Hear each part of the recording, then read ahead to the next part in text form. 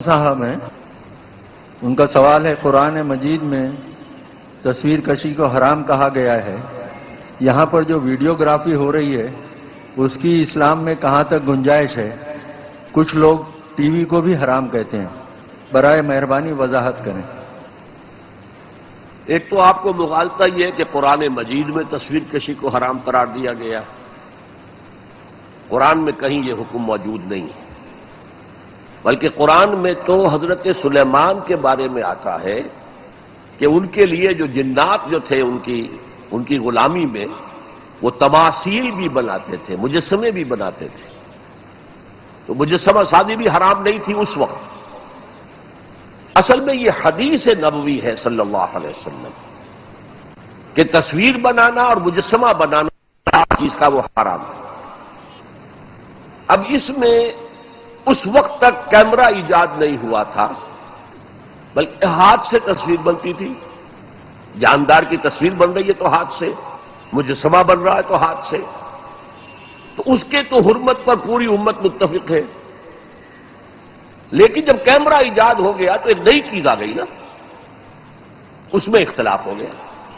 جیسے شاید آپ کے علم میں ہو، لاؤڈ سپیکر پر ہمارے بڑے بڑے علماء کا فتویٰ تھا اذان حرام ہے، خطبہ حرام ہے، اور فتویٰ کس کا؟ مولانا اشرف علی تھانوی رحمۃ اللہ علیہ کا۔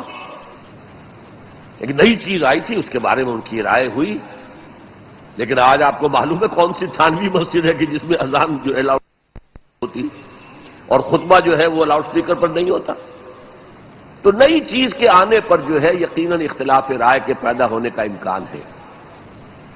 عالم عرب کے تمام علماء کا تقریباً اس پر اتفاق ہوا کہ چونکہ اس میں ہاتھ کا کوئی عمل نہیں ہے، یہ عکس ہے، یہ جائز ہے، علی الاطلاق جائز۔ اس سلسلے میں آپ کو ایک لطیفہ بھی سنا دیتا ہوں۔ پاکستان میں ایک علماء کی کانفرنس بھی ضیاء الحق صاحب نے کروائی تھی، پوری دنیا سے علماء آئے تھے، کراچی میں کانفرنس تھی۔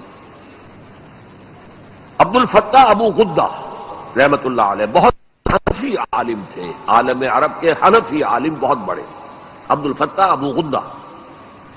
اور یہ اصل میں جو عثمانی حکومت تھی ترکوں کی خلافت والی، اس کے میں جو شیخ الاسلام تھے ان کے شاگرد رشید تھے، تو وہ ان سے ملنے کے لیے مولانا محمد یوسف بنوری رحمۃ اللہ علیہ وہ گئے، تو ساتھ ہی دعوت دے آئے۔ وہ تو ہوٹل میں جا کر ملے، ساتھ ہی کہا کہ ہمارا وہ دارالعلوم ہے، وہ بھی آپ ذرا وزٹ کر لیجیے، دیکھ لیجیے۔ وقت مقرر ہو گیا۔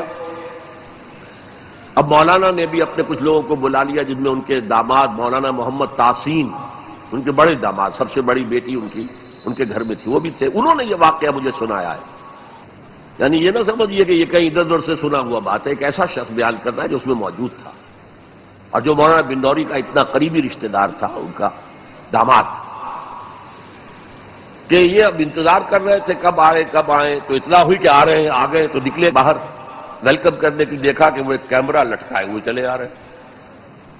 اب یہ انہوں نے محسوس کیا یہ اتنا بڑا عالم دین اور یہ کیمرہ، جیسے عام جو ہے لوگ لڑکے بالے لیے پھرتے ہیں کیمرہ، تو وہ اس طریقے سے وہ کیمرہ لیے پھر رہے ہیں۔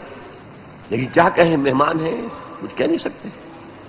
آ گئے، بیٹھ کر انہوں نے اپنا کیمرہ کھولا اور کہا ذرا ٹھیک ہو جائیے، سورہ اجتماعیہ، میں چاہتا ہوں ایک اجتماعی تصویر ہو جائے گروپ کی، سورہ اجتماعیہ۔ اس پر چیخ پڑے مولانا بنوری، حرام حرام حرام، عمل کریں گے۔ انہوں نے کیمرہ تو بند کیا، لائیے دلیل، حرام ہونے کی دلیل کیا ہے؟ جو دلیل انہوں نے دی وہ کاٹ دی، جو دلیل دی وہ کاٹ دی، جو دلیل دی وہ کاٹ دی۔ آخر میں مولانا بنوری کو کہنا پڑا کہ ٹھیک ہے یہ حرام نہیں ہے، لیکن یہ خلاف تقویٰ ہے۔ آپ نے کہا ٹھیک ہے، آپ اس پر قائم رہیں، خلاف تقویٰ ہے، مجھے اس پر کوئی وہ نہیں ہے، لیکن یہ کہ آپ حرام کہیں گے تو مجھے دلیل دینی پڑے گی۔